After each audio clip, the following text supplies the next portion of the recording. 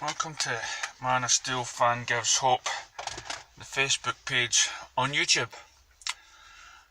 For those who have not watched this before, there's a page on Facebook called Man of Steel Fan Gives Hope, and this is just a sort of video from one of the editors on behalf of the page, just to give you a wee personal thoughts and views of what's happening in the Dceu or my life in general.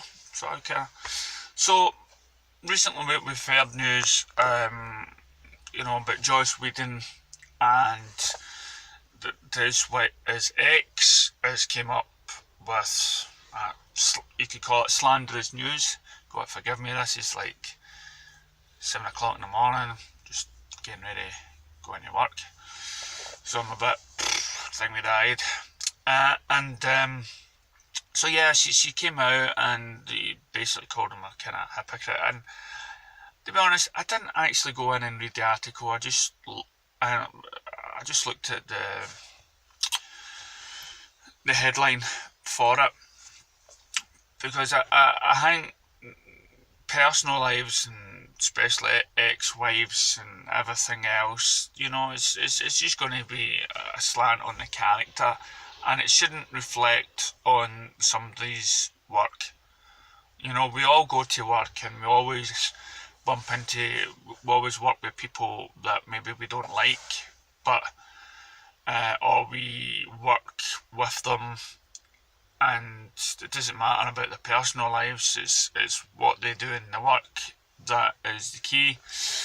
And to judge somebody's work after probably fans of Joss Whedon liking his work in his past, then find out some sort of ex-wife, and let's just use ex-wife. So if you're an ex of anything and you've come out of a bad marriage, you're going to have a gripe about that person.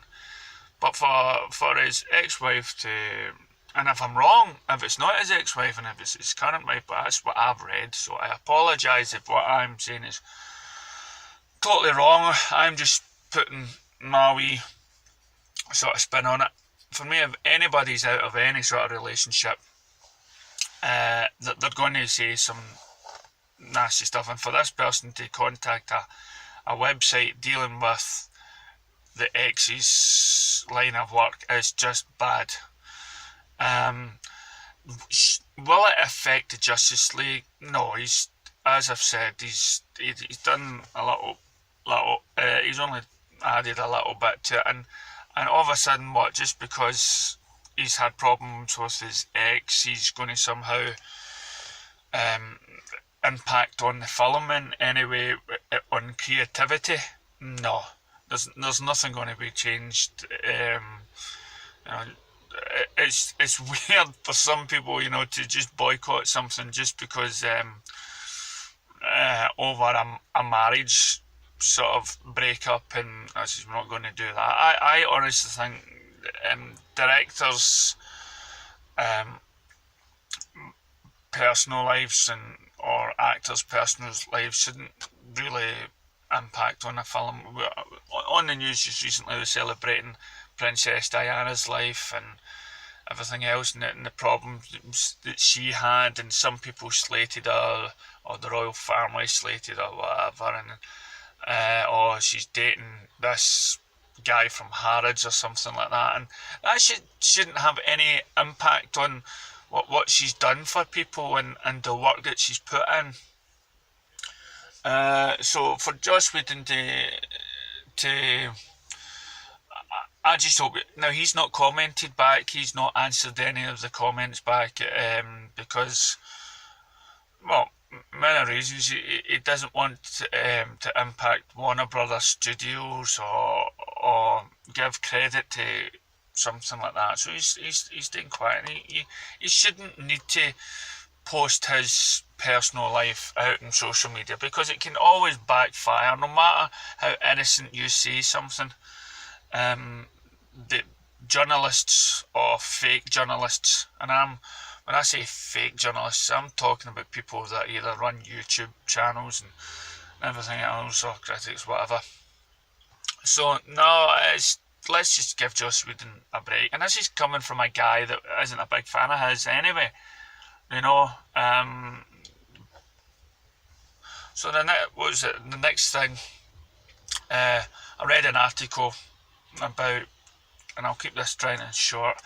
I read an article, I think it was Variety, and it was talking about critics on Rotten Tomatoes, and of course this could come from a biased viewpoint, because it was, when I was reading it, it sounded like it was a critic that worked in Rotten Tomatoes, because he was given his in-depth look at people that gave reviews, and he said in it that Rotten Tomatoes shouldn't have one voice on the rating system, because what tends to happen is, and it's the same as any web page or YouTube, if you don't like something, then you'll go out your way and you'll be slanderous about it, and you believe that everybody should share your view. Well, that's exactly what this article is about.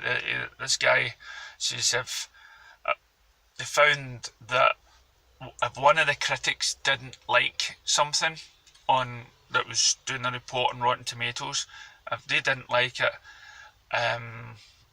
but they were up against, say, the majority of people on Rotten Tomatoes that did love it, that person that didn't like it was hounded. He was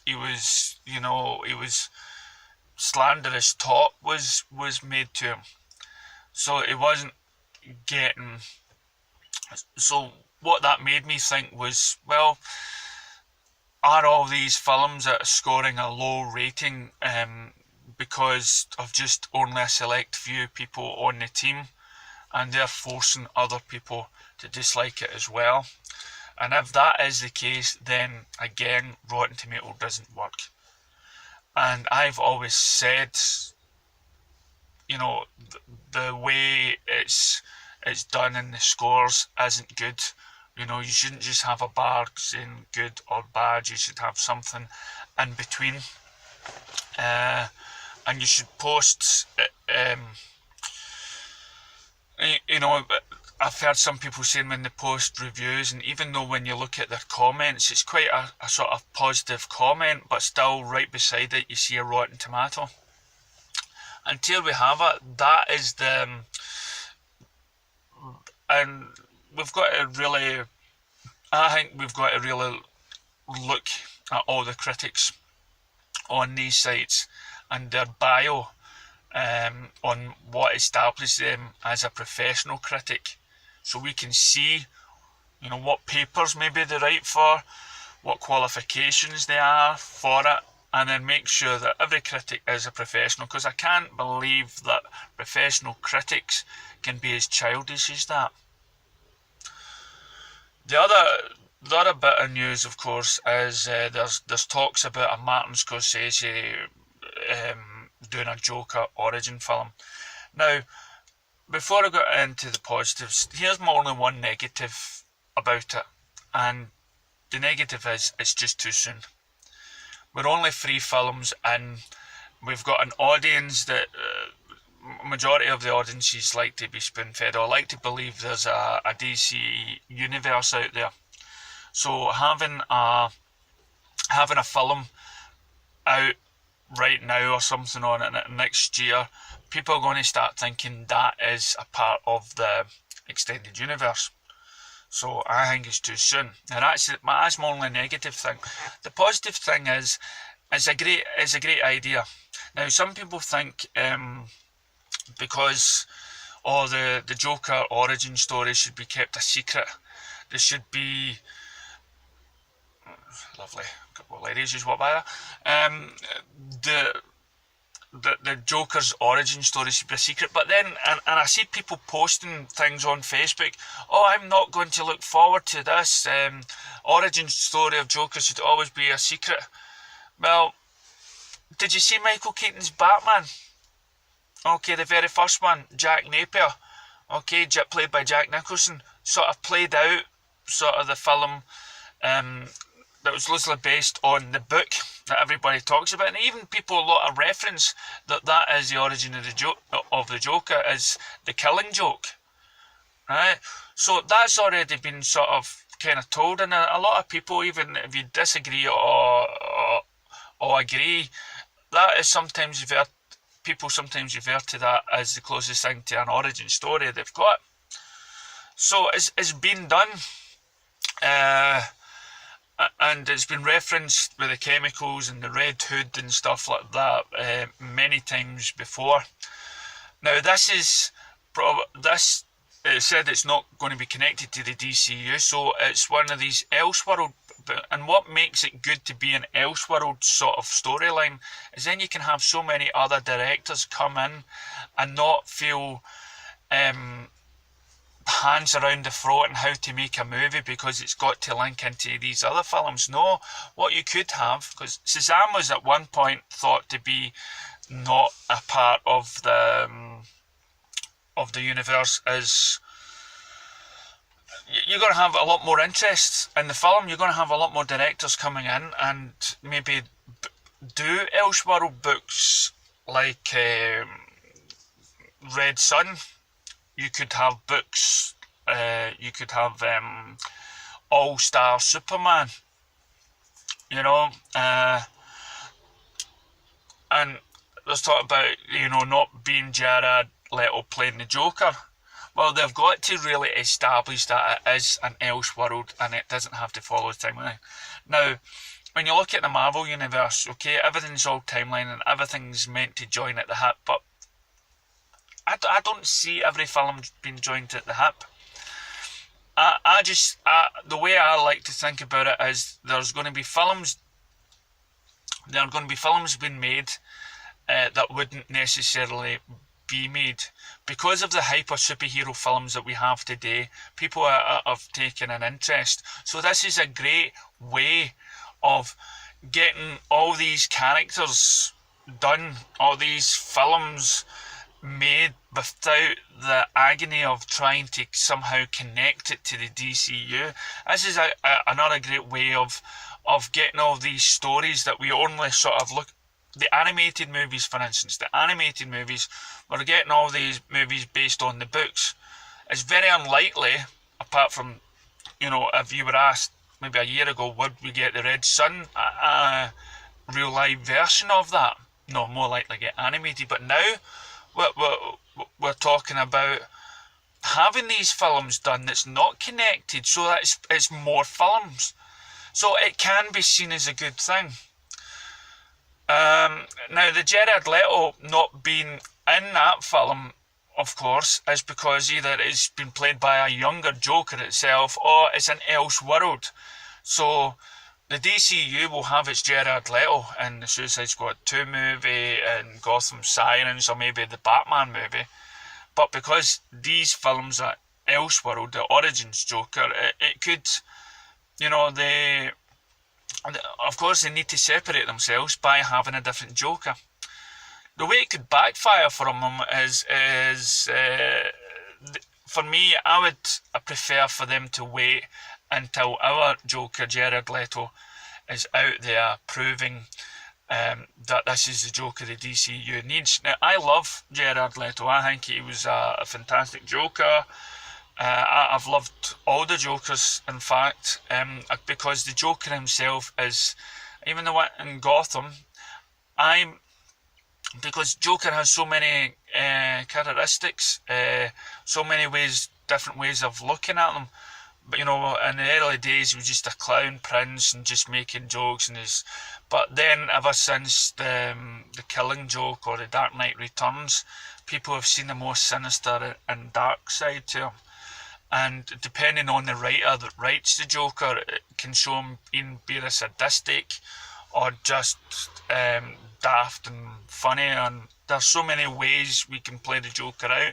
Now we have Suicide Squad, the kind of gangster Joker that likes the gold chains, that owns Gotham by sort of mob rule, but that's not, you know, but in a crazy way. Let's steal a helicopter, a big machine gun, let's, you know, very jealous over Harley Quinn, and hopefully we'll get to delve into that Joker.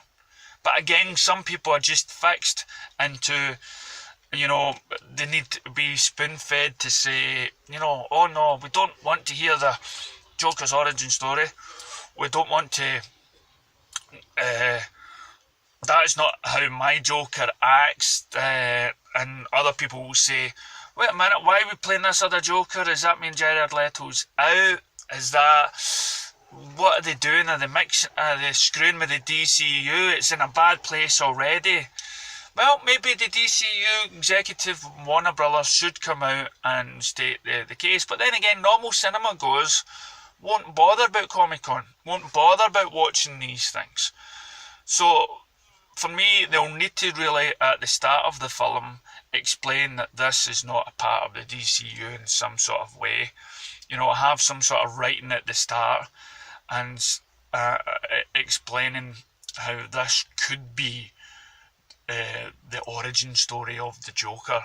You know, have a sort of Blair Witch things, you know, but this is just our ideas of the Joker. So that way you're separating the film from the DCEU universe. Yeah, I mean, we could have films dealing with the Martian Manhunter, we could have films the Cyborg, we could have Batman versus Dracula, Batman becoming Gotham Gaslight, which takes place during Jack the Ripper and stuff. So, no, I mean, it is good news, but for me, the DCU needs to really, really hold back just a wee bit longer and get the DCU up and running before even contemplating getting a Joker fixed and then go into it. So it is a good, great news. My only downside to it is just the timing of it. But let me know your thoughts and ideas about it in your comments below. And hopefully I've made you maybe think differently and less, you know, and big. Oh, last thing before I go, Jack Napier has now just been recently named in some of the DC comics, I believe, in the DC Rebirth. Jack Napier as in the Joker in Michael Keaton's Batman. So they're using that as well. So it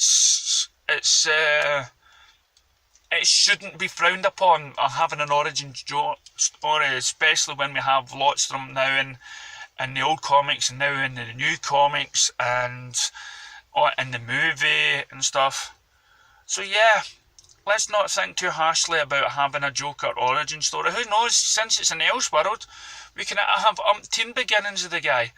But I think deep down in our heart and soul, if we stop and think about it, we do take that sort of Killing Joke as the origin. Deep down, we'll shove it back and we'll pretend to ourselves that, oh no, the Joker's beginning is mysterious and nobody knows. You know, like Heath Ledger kept on telling a different story about his past. But the Joker can then just come out and give himself a different beginning story. But I think in order to relate to a character even more, you've got to somehow give him an origin story. Right, so you know where he came from. You understand why he's went nuts. That's why probably Gotham right now is working so well. Because they could see this boy, you know, and we so much wanted him to be the Joker. You know, we saw his sort of stepfather in his sort of clothes that we could see Joker wearing when he becomes a Joker in Gotham. So yeah, we need that sort of thing. We like that sort of thing. So let's not be too hasty and judgmental just now. Let's just enjoy that we're getting all these DCU films. Thank you. This is Man of Steel. I'm going to work with my Batman v Superman and my Man of Steel lunchbox. Be positive out there.